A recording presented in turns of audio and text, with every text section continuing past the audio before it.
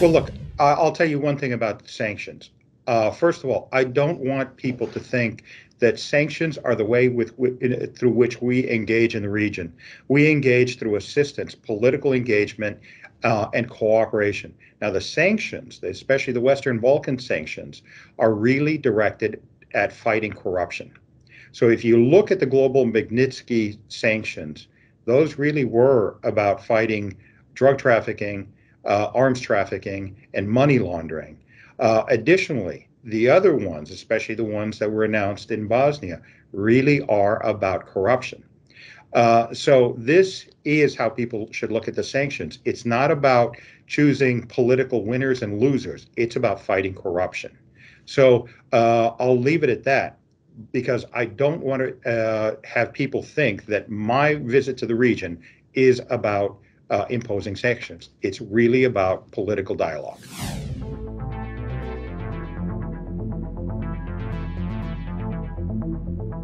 Well, look, I do know about these things, and some of these issues are law enforcement related, and I can't talk about ongoing investigations, but I will say again, these are about criminal activities and about corruption.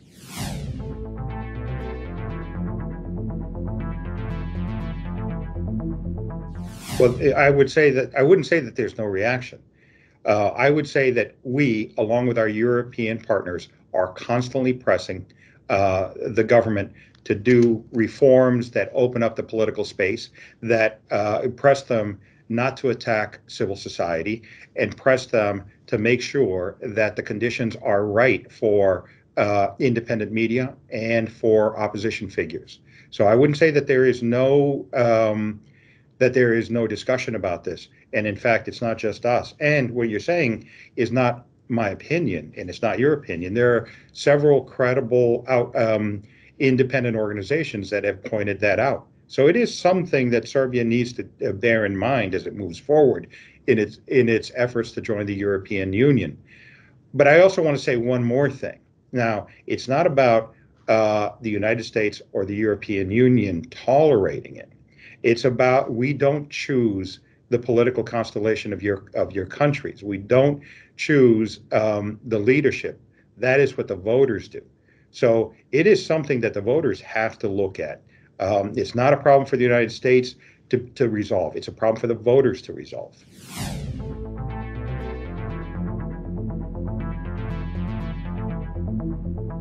Absolutely, absolutely. I'm worried about corruption in all the countries of the Western Balkans. That is the biggest challenge for all of these countries to join the European Union. It is the biggest challenge for them reaching their full potential. And I want to talk about that potential.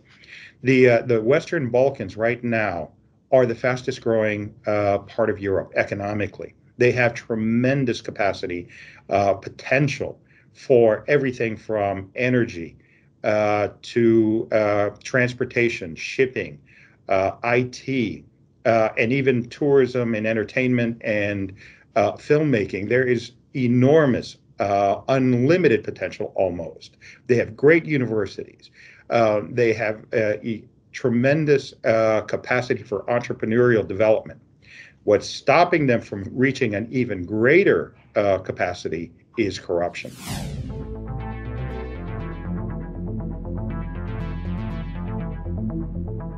What worries me most about that corruption is that it could create the conditions where the young people, the next generation, will choose to live somewhere else than the Western Balkans. And it is those young people who are already building Europe and building America that should be living in their own countries, building their own countries.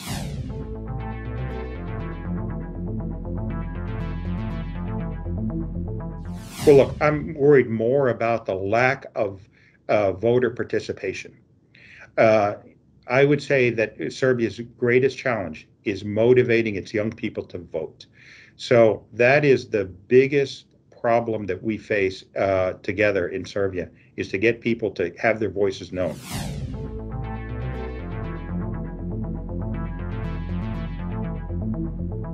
I would say that even though the elections are generally free and fair, that there are some areas where the government needs to improve. They need to improve on the electoral conditions. They need to improve on the media access.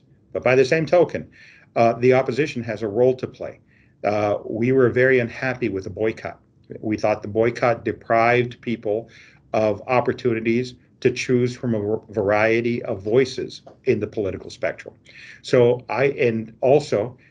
we wanted to make sure that there was access given to civil society organizations that play a very important role in educating voters, in protecting voters' rights, and in ensuring the right conditions. So we're hoping to see a strong participation of civil society, a strong participation of the OSCE, a clear commitment by the government to provide free and fair conditions for the opposition, and for the opposition to participate in the elections.